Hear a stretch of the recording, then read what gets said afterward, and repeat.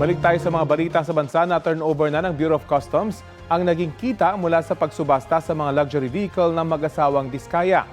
Tinanggap ng Bureau of the Treasury ang nasa 102 million pesos na nakolekta ng BOC sa auctions.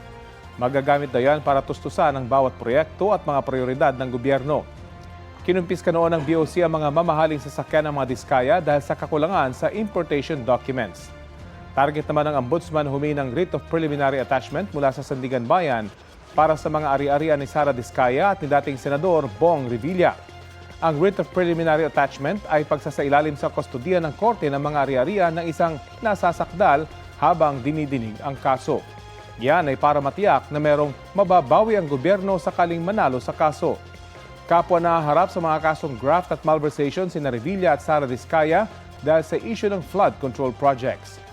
Nauna nang nakakuha ng writ of preliminary attachment ang Ombudsman para sa mahigit 200 milyong pisong halaga ng mga ari-arian ni dating Congressman Zaldico na naharap din sa ilan pang kaso kaugnay pa rin sa flood control projects.